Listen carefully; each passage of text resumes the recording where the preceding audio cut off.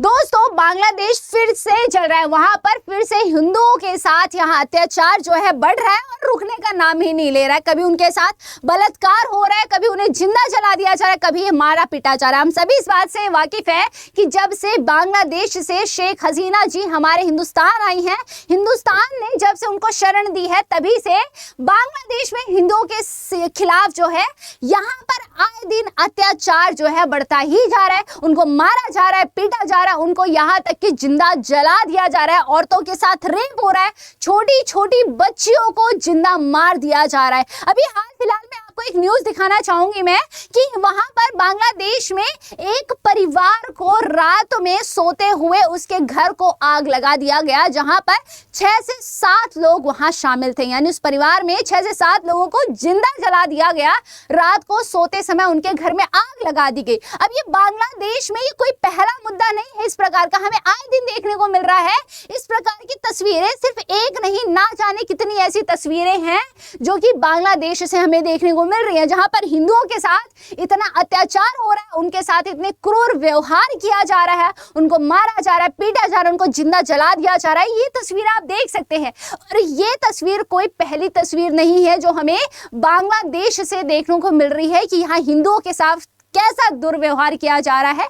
आए दिन हमें इस तरीके की तस्वीरें देखने को मिलती हैं, आए दिन हमें कोई ना कोई यहाँ पर न्यूज देखने को मिल रही है और हम क्या कर रहे हैं, हम सिर्फ और सिर्फ बैठ करके सुन रहे हैं और कुछ नहीं, हम बस हाथ पे हाथ धरे बैठे। अब मेरा यहाँ पर हमारी भारत सरकार से यहाँ पर ये सवाल है कि आखिर भारत सरकार यहाँ कब तक हाथ पे हाथ रख के बैठी रहेगी और कब तक बांग्लादेश में जो हिंदुओं के साथ हो रहा है उसके लिए सिर्फ और सिर्फ चुप्पी साधी रहेगी और कोई एक्शन नहीं लेगी। आखिर कब यहाँ भारत सरकार एक्शन लेने वाली है? वहां पर हिंदुओं के खिलाफ इतना कुछ हो जा रहा है, लेकिन यहाँ हमारी भारत सरकार शांति से बैठी हुई है।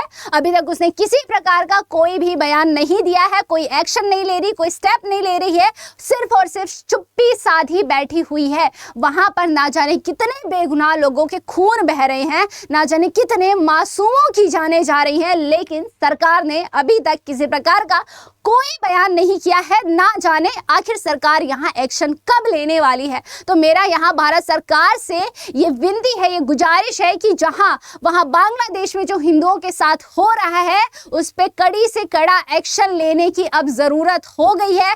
काफी समय से सारी चीजें हमें देखने को मिल रही है और आए दिन मिल रही है। आप देख सकते हो कि 5 दिन में 7 परिवार के घरों में आग लगा दी गई है।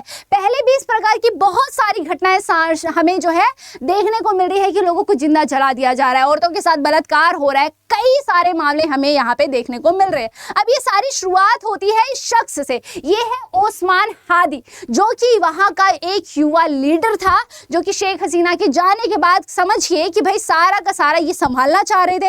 अब इन्होंने भाई सारा भड़काया हुआ मामला जो है इनके द्वारा ही है। अब यहाँ मैं बात करूं, अब ये जो बांग्लादेश में सारे मुद्दे चल रहे हैं या फिर जो हिंदुओं के साथ अत्याचार हो रहा है, इसकी शुरुआत होती है ओस्मान हादी की मृत्यु से। ये सारी चीजें और ज्यादा बढ़ गई हैं।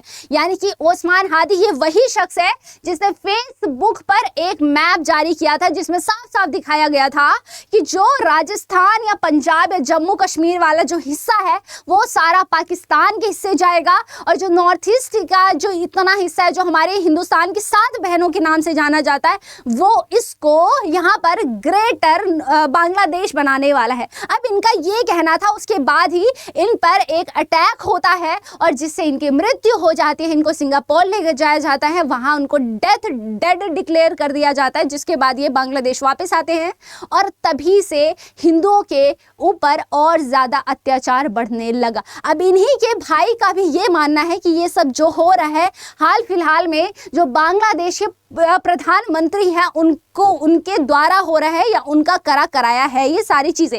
लेकिन इन लोगों ने काफी ज्यादा आरोप हिंदुस्तान पे लगाए कि सारा जो कराया गया है अटैक वो हिंदुस्तान ने कराया है। अब यहाँ पर जो है लोग, वहाँ के बांग्लादेश के जो लोग हैं, उनकी हमारे हिंदुस्तान की सरकार से गुहार है कि हमारे लिए प्लीज बॉर्डर को खोल दिया जाए और हमें आने दिया जाए हिंदुस्तान में।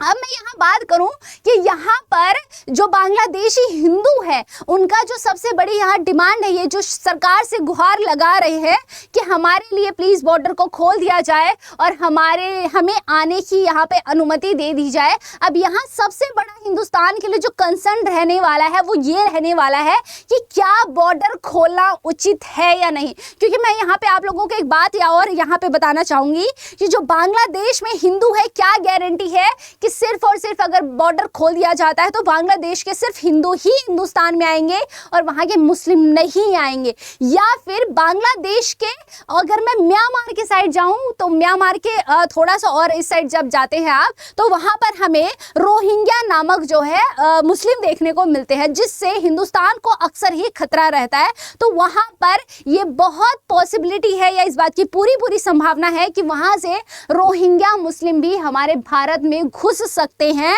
जो कि हिंदुस्तान के लिए बहुत बड़ा खतरा हो सकता है। अब यहाँ पे बात आती है कि यहाँ 2019 में एसीसी यहाँ पर लागू किया गया था, जिसमें साफ साफ ऐसा कहा गया था कि पाकिस्तान, बांग्लादेश और अफगानिस्तान में जितने अल्पसंख्यक हैं, यानी जितने यहाँ पे माइनॉरिटीज हैं, जितने अल्पसंख्यक लोग हैं, जो हिंदू हैं, सिख है, ईसाई है, पारसी है या फिर बौद्ध है, जैन है, अगर वो हिंदुस्तान में आना चाहते हैं तो वो आ सकते हैं। उनको 31 दिसंबर 2014 तक का जो उन्होंने आवेदन किया हो वो लोग आ सकते हैं और उनको हमारी इंडिया का सिटीजनशिप, यानी कि हमारे इंडिया का, हमारे हिंदुस्तान की उनको नागरिकता दे दी जाएगी। अब ये जो था CA 2019 के तहत था। अब मैं बात करूं यहाँ पर कि हमें हर दिन आए दिन जो है प्रोटेस्ट देखने को मिल रहा है। अब यहाँ अगर बात करते हैं कि अब जो हिंदुस्तान की सरकार है उसके पास दो ऑप्शन बचता है, या सबसे पहला ऑप्शन जो है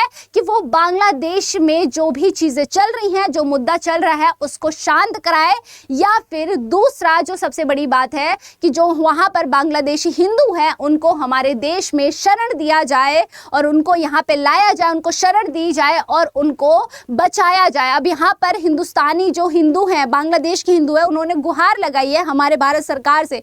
अब आती है बात कि यहाँ हमें आए दिन देखने को मिल रहा है कि यहाँ हर जगह जो है हिंदू सेव हिंदू का प्रोटेस्ट किया जा रहा है, लेकिन आखिर ये कब तक चलने वाला है मुद्दा? आखिर मेरा सवाल है कि सरकार कब एक्शन लेने वाली है? आखिर कब तक हम यूं ही आवाज उठाएंगे लेकिन ये आवाज हमारी दब जाने वाली है, या ये सरकार के कानों तक नहीं पहुंचने वाली है? आप लोग मुझे जरूर बताइएगा।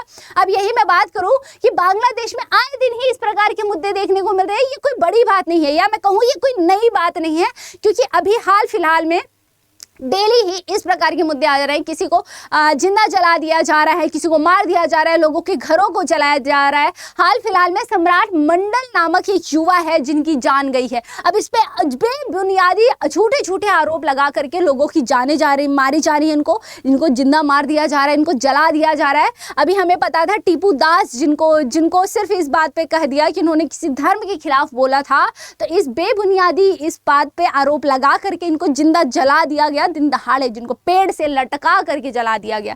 अब यही नहीं, हिंदुस्तान में सिर्फ हिंदू ही नहीं बल्कि यहाँ पे मुसलमान भी बांग्लादेशी हिंदू के लिए बहुत ज़्यादा, उनको जो है बहुत ज़्यादा यहाँ पे परेशान भी हैं और वो आवाज़ भी उठा रहे हैं। अभी AIMIM के जो चीफ है असउद्दीन ओवैसी जी है, असउद्दीन ओवैसी जी, जिन्होंने यहाँ पर इन्होंने कहा है कि अभी जो है हिंदुस्तान ये जो है इसकी स्टेबिलिटी की बहुत ज़्यादा ज़रूरत है हमारी इंडिया सिक्योरिटी के लिए, यानी पाकिस्तान नहीं, बांग्लादेश में जो है अभी स्टेबिलिटी लाना बहुत ज़्यादा ज़रूरी है, वहाँ चीज़ों को शांत कराना बहुत ज़रूरी है। अभी हमें देखने को मिल रहा है जो प्रोटेस्ट हो रहा है, न्यू दिल्ली में हो रहा है, मुंबई में हो रहा है, कोलकाता में हो रहा है, हैदराबाद में हो रहा है, मध्य प्रदेश में, अगरतला, इस सभी जगह पर सेव हिंदू का जो है प्रोटेस्ट किया जा रहा है। इस प्रकार की चीज़ें हमें यहाँ देखने को मिल रही है। अब लेकिन सबसे बड़ा मुद्दा है यहाँ पे कि जो बांग्लादेश में हो रहा है हिंदुओं के खिलाफ, उसका सबसे ज़्यादा बांग्लादेश और हिंदुस्तान के ये जो संबंध खराब हुए हैं,